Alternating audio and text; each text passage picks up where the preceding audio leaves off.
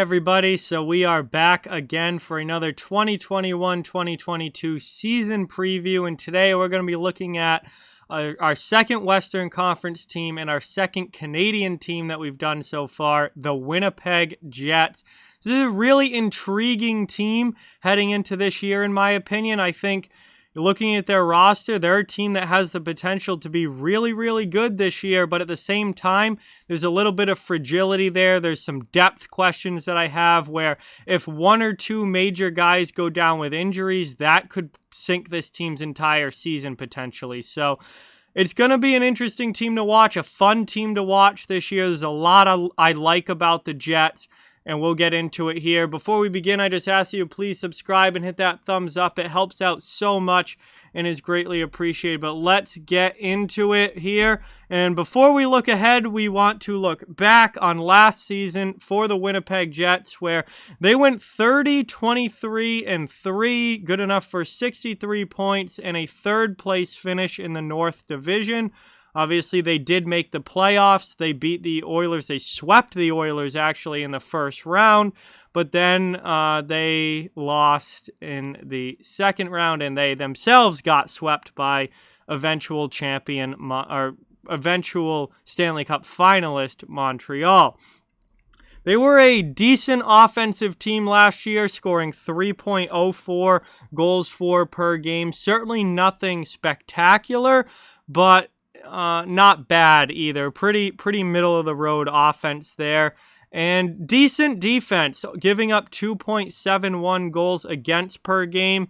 That's not a bad number. Certainly not top of the league or anything like that, but they were pretty decent at keeping the puck out of the back of their net. And obviously, when you have a all-world goaltender like Connor Hellebuck in your crease, that obviously helps a lot.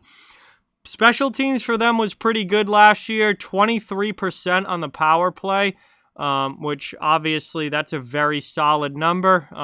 Not only over 20, but pretty well over 20. That's a really solid number there. And 80.5% on the PK.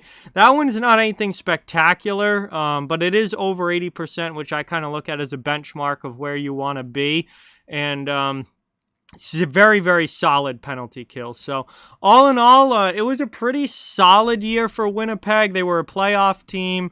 They obviously had some ups and downs throughout the year, but all in all, it was a pretty solid year, and they seem to continue to get better. You know, they were a team that back in 2020 made the playoffs because of the expanded postseason to 24 teams, ended up winning actually in the first round, beating Calgary and moving on. And then obviously didn't go beyond that. And then this past year, they were able to win in the first round. They went to the second round. And then they're obviously looking to build on that this coming year.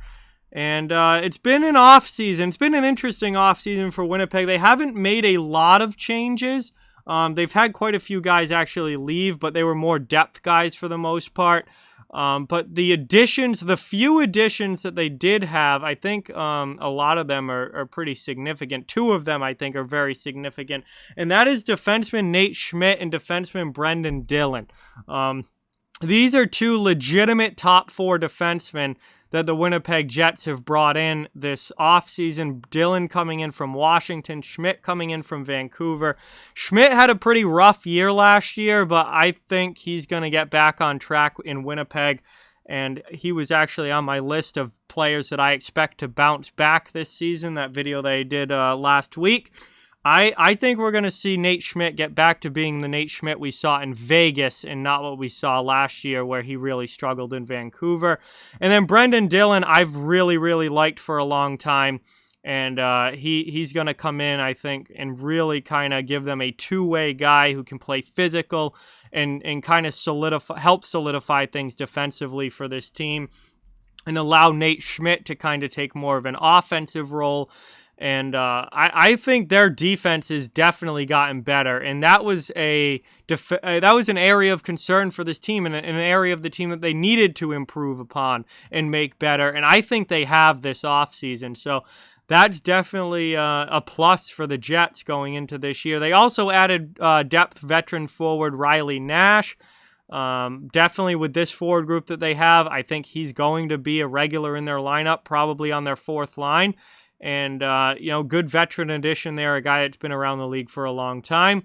As far as subtractions goes, the list is, obviously a lot longer than their additions list, but I don't think there were that many guys that were significant losses. Matthew Perreault, definitely, although his plays dropped off a little bit over the past couple of years, but Perreault is definitely a noticeable loss out of their middle six. Mason Appleton was taken by Seattle in the expansion draft, and that definitely hurts because Appleton's a guy that this team definitely would be better with in their forward group.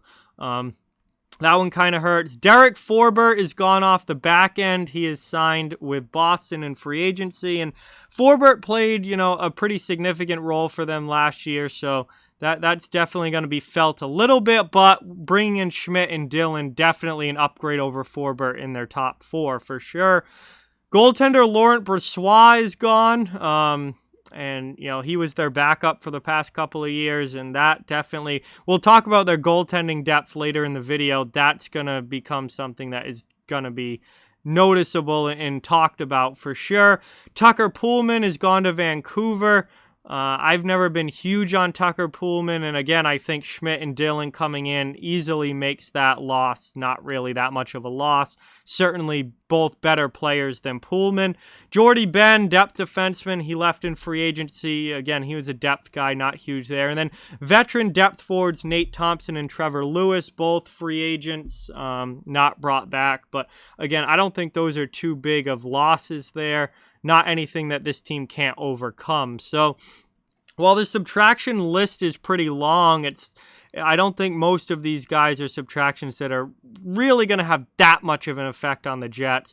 And for the defensive side of things, I mean, Schmidt and Dillon is definitely a complete upgrade over Forbort, Poolman, and Ben. So they actually got better in that area. So now it's time to take a look at my projected roster for the Winnipeg Jets this coming year. And as you can see, they're probably going to be a pretty good team if they can stay healthy, and we'll talk more about that. Up front, Blake Wheeler, Mark Scheifele, who is suspended for the first game. He has one game of his suspension left, stemming from the playoffs last year, but he'll be obviously back after that first game and be their number one center again. Kyle Connor, Nikolai Ehlers, Pierre-Luc Dubois, Paul Stastny, Andrew Kopp, Adam Lowry, Christian Vesalainen, David Gustafsson, Riley Nash, Dominic Toninato, and Jansen Harkins, who I have as the 13 forwards making the team out of camp. There is one guy, however, that I think very well could end up making the team, and we're going to talk about him when we get to depth here very quickly.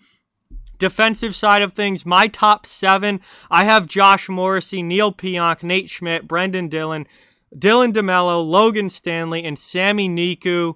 I think those are going to be the 7 guys that make it out of camp. And then obviously they've got some more depth guys that could potentially work their way into the lineup as the year goes along or as injuries happen. And in goal, obviously it's Connor Hellebuck leading the way. And Eric Comrie is now the backup. With Brossoit gone, Eric Comrie is now the backup. And then that moves us to depth. And there's a few guys I want to talk about here. And one is that first guy, Cole Perfetti. Cole Perfetti could very well make this team out of camp. And he could definitely take one of those forward spots. He had a very good season in the AHL last year in his first pro season. And I would not at all be surprised if he takes a spot from one of these depth forwards and kind of works his way into the top 9 for the Winnipeg Jets this year. That wouldn't surprise me in the slightest. So there's definitely the opportunity for that to happen. And Christian Reichel, I guess, is another guy that could potentially get called up if there are injuries or this team starts to need some of their forward depth. But overall, one thing I will say is that this team does not have a lot of forward depth. When you get beyond their guys that are going to, make the team out of camp, there's not a lot there for them to be calling up if they run into injury problems and whatnot. So, that's definitely something to watch with this team is that, I think they have a really, really good top 9. and really good forward group right now, but they have to stay healthy because they don't have a lot beyond this. And if you start losing 2 or 3 guys out of your normal forward core, you don't have the depth there really to overcome that or make up for that, I don't think. So that's definitely something to watch. Defensively, they've got a lot of other guys. Ville Heinola, I know we're kind of waiting on him to make that jump to the NHL, and he's definitely a guy that could. He's a guy that could possibly make this team out of camp, although I don't think he's going to. I think they're going to play him one more year down in the AHL, but he's definitely a guy that could. Nathan Beaulieu, he's kind of a veteran guy at this point. He can be a bottom pair guy. He certainly can be a number 7 or a number 8. I have Sami Niku making the team over him just because I think it's time for some of these young guys to get that look. I mean, Logan Stanley solidified himself last year and I think has earned himself a top 6 spot. Niku is a guy, and Heinola are guys that you want to see starting to play at the NHL level and start to make that jump. And Nathan Beaulieu at this point is just a veteran depth defenseman who brings some physicality and toughness and is, in a way, kind of standing in the way of some of these younger guys. So if you need a number 7 guy, if Niku looks really bad or something, or if you need a bottom pair guy because guys are out injured, sure, Beaulieu can be a call-up. But I don't think he's a guy that should be playing ahead of guys like Niku or Heinola out of the gate.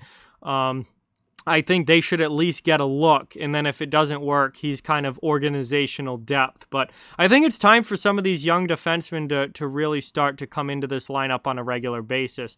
And they also have Dylan Sandberg and Declan Chisholm as guys that are younger defensemen who I think if you really started to lose guys to injury could potentially get called up this year. They do have way more depth on the defensive side of things, in my opinion, than they do up front. Depth here really I don't think is an issue.